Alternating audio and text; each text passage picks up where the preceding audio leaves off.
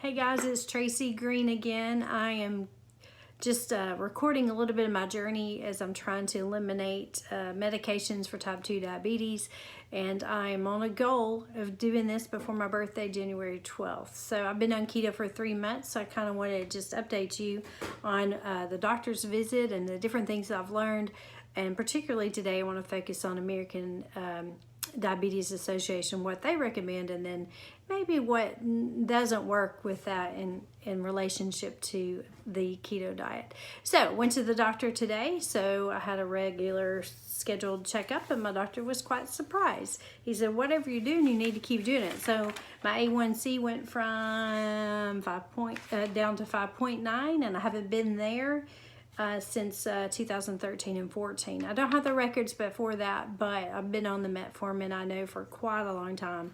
And if you didn't watch the first video, I've had Graves' disease, and I think insulin issues that has led me to the type 2 diabetes, and so I am determined to reverse that. And you ask, can you reverse it? And my research finds yes.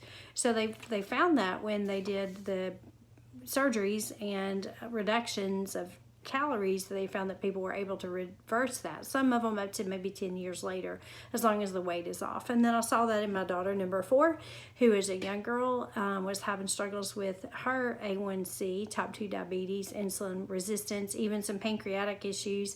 And she is all fine now on all of her medication. So I watched her do that last summer, and I'm thinking I can do that too. It's just going to require a little bit of dedication, because I've been this way for quite a while. So the longer you've been overweight or had struggles with metabolism or regulating your sugars with your insulin, I think the little longer it takes. Point being, my first daughter is doing this with me, and she has lost a lot faster than I have, but again, I'm almost 50. So my A1C was down, which is awesome, but not good enough to be off the medicine yet, but I'm working on that. My cholesterol was about the same, which is still was pretty good. Of course, I am taking cholesterol medicine that I hope to get that to go. My triglycerides dropped a whole lot, so he didn't really ask me how. I think it's very interesting. He's just like, well, whatever you're doing, keep doing it. In other words, wow, you've lost 16 pounds since last time I've seen you. What are you doing? Your numbers look great. Give me the secrets. But I feel like the doctors are very tied into the medicine industry, pharmaceuticals, and I guess they're not really interested in what's working for me. So we'll see. I can't wait to share with him if he really will look up for the computer and ask me. Here's the scenario, is that I came home and I started thinking about what I had been taught. When I found out I had type 2 diabetes, I joined the American Diabetes Association. So I pulled up their information, started reading through it, and found some interesting things. A lot of things about them is that they're suggesting that you eat, throughout the day with at least 2 snacks and 43 to 60 grams of carbs per meal. And then they're giving you some different tips and so on about the different foods and starchy foods. And they do have some good tips in here about what to avoid. However, I'm really, really surprised, because what I'm finding is that when you're constantly eating, your insulin levels are high. And when your insulin levels are high, then you're having a hard time regulating it. So for me, I need to keep insulin as low as possible as my body heals. And so that is my goal. And I cannot do that with the diet that they gave. And the reason I know that is I went into Carb Manager. That's the program I like to keep up with my macros, which are your 3 major foods: the proteins, your carbs, and your fats. And it Carb Manager gives you a percentage of what it should be. So I thought it'd be interesting. I printed off the little daily, my little daily suggestion of a food that they would suggest at the American Diabetes that I would follow.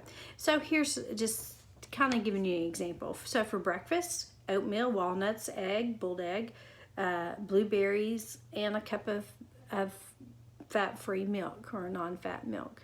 So I'm like, oh, well, yeah, I followed this for about 3 years. I loved oatmeal. When I realized I had sugar problems, I would just take my oatmeal and sweeten it with artificial sweetener, add some almonds and blueberries, and guess what? Oatmeal meal alone has 18 grams of carbs for just 3/4 of a cup. 18 grams, that's almost my whole day. And obviously I never lost a pound during this oatmeal fetish that I've been doing for the last 2 years. I don't think that that's a good fit for me. And anyway, that morning breakfast is 37 grams of carbs, what they are recommending. And then they have a snack in there. They have an apple with peanut butter. Peanut butter, pretty good. Make sure you get the good peanut butter that doesn't have added sugar, so stay away from the Skippy and the peanut butter pan and all that stuff. But if you go with natural or almond butter, that's actually a pretty good snack if necessary. But my suggestion, eat more at the meals so that you're not eating as snacks. Try to keep 3 to 4 hours in between. Give your body good time. And there's lots of studies out there showing that, hey, if you're not hungry, don't eat. You're not going to die. And I always thought I was going to die because I always had this blood sugar shakes. But that's because I ate too many carbs on the first hand. So when then I dropped, I got hungry with the insulin issues and insulin going up and down. So I'm way more steady now that I'm being more consistent on the keto diet. So instead of an apple, which you're like, apples are good, keeps the doctor away. But for my case, an apple may keep me at the doctor. An apple is 19 grams of carbs. So instead of peanut butter and apple, maybe you could put celery with that if you were just dying in between. And that would be a really good high fiber and a low carb. So then for lunch, they suggested a sandwich, basically with whole wheat bread, mind you, a deli turkey, the toppings, tomato, tomato, cucumber, onion, lettuce, whatever, some mayo, and an orange. That meal alone was 44 grams of carbs. Instead of doing the bread, and by the way, the wheat bread, put it into my program, 2 slices of whole wheat bread, which we think is great, 26 grams of carbs. So there are some bread options out there. They're hard to find. I have found with some with the Smart Baking Company, and it's carried if you're in Knoxville at Eddie's Vitamin Shop. And about 4 grams of carbs, I think, in that bun and that bread. So if you have to have bread, you might want to do that. But otherwise, just roll it up. Just take your turkey, roll it up in your veggies, put some stuff inside, and maybe that'd be a better option for you. The second snack of the day that they suggested, they have carrots and ranch dressing. Actually, this one's not too bad. Ranch dressing's 2 grams of carbs, carrots are 7, so that's 9 grams of carbs. Again, try to eat more at the meals instead of snacking, but carrots are anything that grows under the ground, it's going to have more carbs, complex carbs in them, so you might want to avoid that. And then the dinner comes, which again is the last thing that you eat before you go to bed. And we all know you shouldn't increase carbs at that time. If you're going to have a heavier meal, do it earlier in the day so that you have plenty of time to walk that off and eliminate all those extra carbs in your system so that they aren't transferred as fat.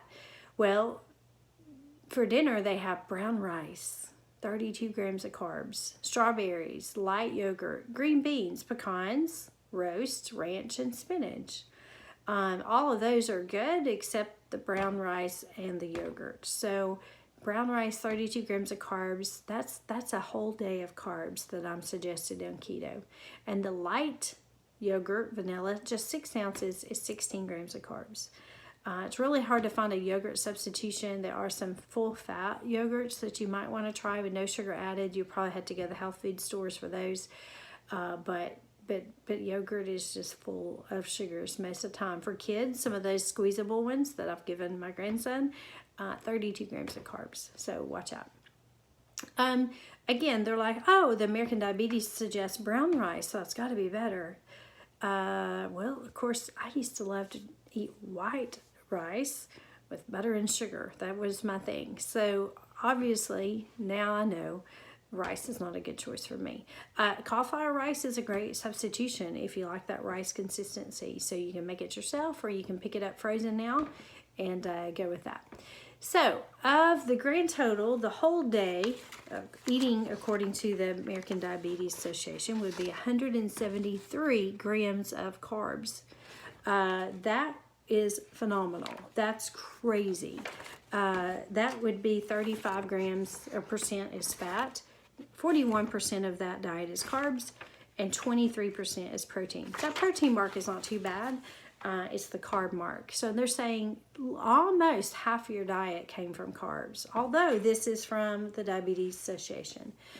So keto would recommend 5% carbs, 60 to 80% in fats, and then proteins, 15 to 35%. I do try to get a little higher protein, but just because I'm more muscle mass and I'm more active. So you can play around with those different percentages, but the main thing is that 41% carbs and 5% carbs is a huge difference. So really, really think about what you're eating and what is extra. All these vegetables are great. This is not the Atkins diet. Vegetables are great in moderation, especially spinach and all that. Bananas. Bananas are listed in our book as free and great. Fruits are great. 47 grams of carbs in one banana. So I was eating bananas like crazy.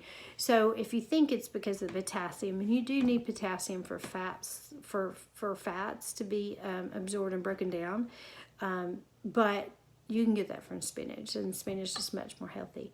So 173 grams of carbs for the daily recommendation for American Diabetes Association. So again, I get 14 to 20. And that's my normal day. So I think I've been taught the wrong thing. Maybe you've been taught the wrong thing. I don't know. Maybe you have some questions, but I just thought I'd share this for some of my friends that are asking questions, and that way I can shoot them a link and they can see kind of my update. So if you have any other questions, just let me know, and then I definitely will be back in January, or if not sooner, if I find something else of interest and take the time to talk to you guys today. So hope you have a great day. Thanks.